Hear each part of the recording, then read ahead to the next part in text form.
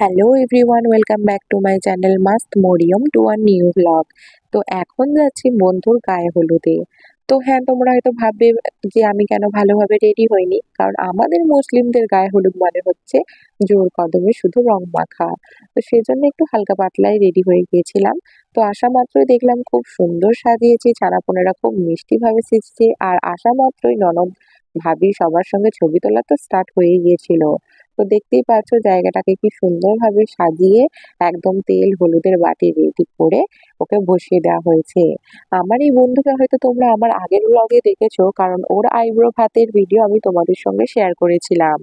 আর আমার মেয়ে তো ওর চাচুকে খুব পছন্দ করে, ওর কোলে গেলে খুব কমফোর্টেবলি বসেও থাকে। তো ওর কোলে গেছে এবং চুপচাপ বসে রয়েছে, খুব এনজয় করছিল।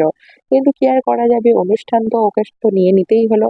তারপরে দেখো, বিবাহিত মেয়েরা সব এইভাবে আঙুল দিয়ে ধরবে আর একজন অবিবাহিত ছেলে এইভাবে তেল ঢালবে। তো এই সমস্ত রিচুয়ালস হয়তো তোমরা কম বেশি অনেকেই জানো। যারা হয়তো মুসলিম রিলিজিয়ন থেকে বিলং করো তারা জানবে, আর যারা জানো না তারা দেখতেই পাচ্ছ। তো এইভাবে রিচুয়ালস চলতেই থাকবে, শুধু তেল ঢালা নয়, ওকে গায়ে হলুদ মাখানো থেকে শুরু করে কত রকমের ঘুরে ঘুরে কত রকমের নাচ গান কত কিছুই না হয়ে থাকে। তো যাই হোক, দেখতেই পাচ্ছ আবার আঁচল দিয়ে মাথার উপরে এই রিচুয়ালসটাও করা হয়। এর মধ্যে ধান, সর্ষে, পয়সা, তারপরে একটু নাকছাবি অনেক কিছু দিয়ে এইরকম ভাবে করা হয়। আর তার সাথে সাথে অনেক কিছু বলাও হয়, যেগুলোকে সম্ভবত প্রচলিতভাবে আমাদের গীত বলা হয়ে থাকে। তো তোমরা কে কি বলো একটু জানিও কমেন্টে। তো দেখো, এই রিচুয়ালস গুলো স্টার্টও হয়ে গেছে। আর এই যে হলুদের বাটি নিয়ে এরপর হবে কাড়াকাড়ি।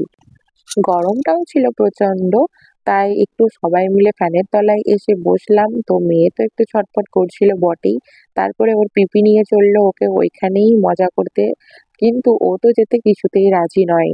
আসলে ও কখনো কখনো কি হয় যে অনেকদিন পর কাউকে দেখলে একটু যেতে একটু ইতস্তত বোধ করে, তবে হ্যাঁ আবার কিছুক্ষণ পর আবার ঠিকও হয়ে যায়। তো দেখো, তোমাদেরকে যে কথাটা বলছিলাম, ঘুরে ঘুরে কি সুন্দর নাচ গান করে করে আমাদের গায়ে হলুদ হয়ে থাকে, তো সেটা স্টার্ট হয়ে গেছে। এদিকে আমার ননদ আমার গালে একটু হলুদ মাখিয়ে দিয়েছিল, কারণ হলুদ না মাখলে একটু পর যা রং খেলা হবে সেগুলো আবার গাল থেকে উঠবে কিনা তার কোনো সন্দেহ থেকে যায়। তো দেখো, গায়ে হলুদের অনুষ্ঠান শেষের পর এইভাবে ধুমধুমার ভাবে একদম রং খেলা চললো। আর মেয়েরও দেখো চাচুর কাছে যাবে বলে আবার কাঁদছিল। তো আবার চাচুর কোলে গিয়েও আবার নিজের কান্না স্টার্ট করে ফেলেছে। তো বুঝতে পারছি না আসলে কিসের জন্য কাঁদছে, গরমের জন্য না অন্য কিছু।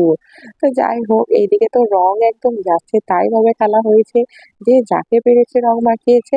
এমনকি আমার ছোট ছানাটাও বাদ যায়নি, তবে হ্যাঁ ও রং মাখেনি, হালকা করে হলুদ মেখেছিল। আর আমার গায়ে রংগুলোই লেগেছিল ওর গায়ে, আমি রং মাখাতে ও খুব খুশি হয়েছিল। এই দেখো আমার রং মেখে মুখটা মুখটা পুরো ভূত হয়ে গিয়েছিল, তবে হ্যাঁ এটা একটু হালকা তোমরা দেখছো। এরপরে কিন্তু একটু বেশি মাখা হয়ে গেছিল পুরো মাথা ভর্তি করে। আর এদিকে বাচ্চা ছেলেদের কাণ্ড দেখো, ওরা তো একদম পুরো উঠান বাড়ির লালে লাল করে ফেলেছে। তো কি আর করা যাবে, এইভাবেই রঙে মাখা ভূত হয়ে আমরা সকলেই আস্তে আস্তে চলে এলাম যে যার বাড়ি। দেখা হচ্ছে নেক্সট পার্টে।